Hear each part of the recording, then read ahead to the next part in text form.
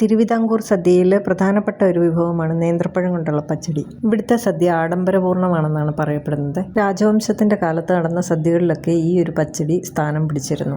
ഇന്നും തെക്കൻ ജില്ലയിലെ സദ്യകളിലെല്ലാം ഈ ഒരു പച്ചടി ഒരു പ്രധാനപ്പെട്ട വിഭവമാണ്. നേന്ത്രപ്പഴത്തിൻ്റെ മധുരവും തൈരിൻ്റെ പുളിയും എല്ലാം കൂടെ ചേർന്നിട്ട് രുചികരമായിട്ടുള്ള ഒരു പച്ചടിയാണിത്. പെട്ടെന്നുണ്ടാക്കാൻ പറ്റുന്ന ഒരു മധുരക്കറിയാണിത്.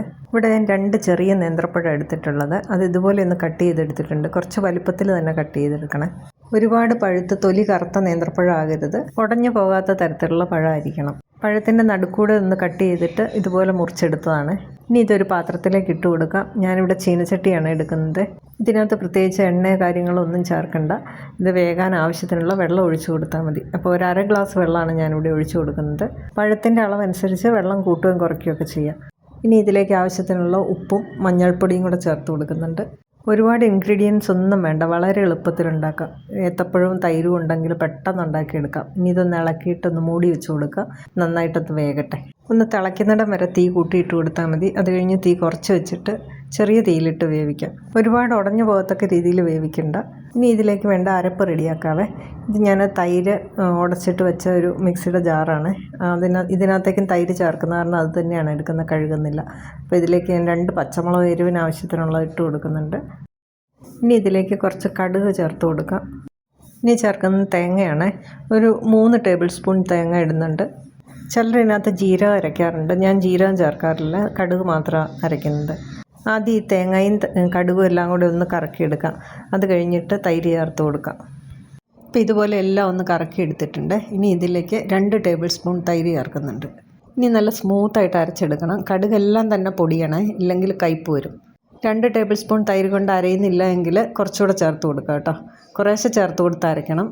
ആദ്യമേ തന്നെ ഒരുപാട് ഒഴിച്ചു കൊടുക്കരുത്. ഇതുപോലെ നല്ല സ്മൂത്തായിട്ടിരിക്കണം അരച്ചെടുക്കുമ്പം, തരി ഉണ്ടാവരുത്. ഏത്തപ്പഴം വെന്ത് വെള്ളമൊക്കെ വറ്റിയിട്ടുണ്ട്.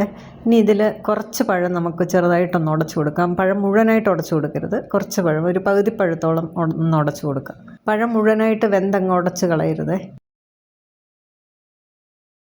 അപ്പോൾ പഴം ഞാൻ ഇതുപോലെ ഒന്ന് ഉടച്ചെടുത്തിട്ടുണ്ട്.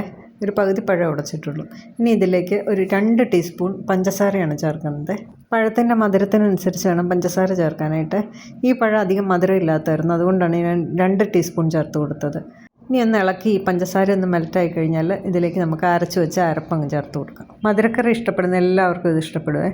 ഇതിനകത്ത് തൈരിൻ്റെ പുളിയും ഏത്തപ്പഴത്തിൻ്റെ മധുരവും പിന്നെ നമ്മൾ പച്ചമുളക് ചേർത്തിട്ടുണ്ടല്ലോ, ചെറിയൊരു എരിവും എല്ലാം കൂടെ ആകുമ്പോൾ എരിവ് അധികം അറിയാനില്ല, എങ്കിലും എല്ലാം കൂടെ മിക്സ് ചെയ്ത് വരുമ്പോൾ ഒരു പ്രത്യേക ടേസ്റ്റാണ്. പിന്നെ സ്പെഷ്യലായിട്ട് ആ കടുക് അരച്ചതിൻ്റെ ടേസ്റ്റ് ഒരു പ്രത്യേക ടേസ്റ്റാണല്ലോ കടുക് അരയ്ക്കുമ്പോൾ.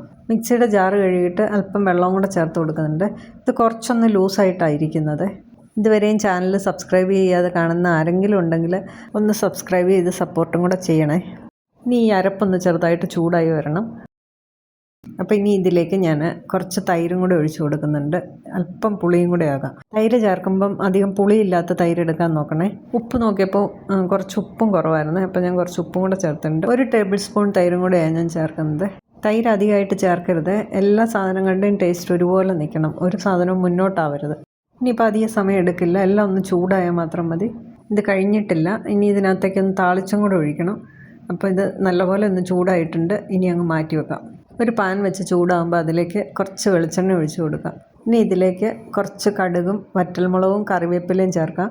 കറിവേപ്പില എൻ്റെ കയ്യിലില്ല, അതുകൊണ്ട് ഞാനത് ചേർക്കുന്നില്ല. കടുക് പൊട്ടിത്തുടങ്ങുമ്പോഴത്തേക്കും വറ്റൽമുളക് ഇട്ട് കൊടുക്കാവേ. ഇതെല്ലാം ഒന്ന് മൂത്ത് കഴിയുമ്പോഴത്തേക്കും ഫ്ലെയിം ഓഫ് ചെയ്തിട്ട് അല്പം കാശ്മീരി ചില്ലിയും കൂടെ ഇട്ട് കൊടുക്കാം. അതൊരു കളറിന് വേണ്ടിയിട്ട്.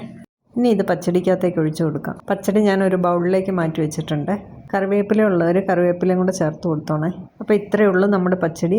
നല്ല ടേസ്റ്റും വളരെ എളുപ്പത്തിൽ ഉണ്ടാക്കാൻ പറ്റുന്ന ഒരു പച്ചടിയാണ്. അപ്പം തിരുവിതാംകൂറുകാരുടെ പച്ചടി ഇനി നമുക്കും ഉണ്ടാക്കാം. അപ്പോൾ എല്ലാവരും ഒന്ന് ട്രൈ ചെയ്ത് നോക്കിയോ. നേന്ത്രപ്പഴം കയ്യിലുള്ളവർ ഇന്ന് തന്നെ ട്രൈ ചെയ്ത് നോക്കിയോ. എല്ലാവർക്കും ഇഷ്ടപ്പെടും. അപ്പോൾ വീഡിയോ ഇഷ്ടപ്പെട്ടിട്ടുണ്ടെങ്കിൽ ചാനൽ ലൈക്ക് ചെയ്യാനും ഷെയർ ചെയ്യാനും മറക്കരുത്. പുതിയൊരു വീഡിയോയുമായി വീണ്ടും കാണാം. താങ്ക്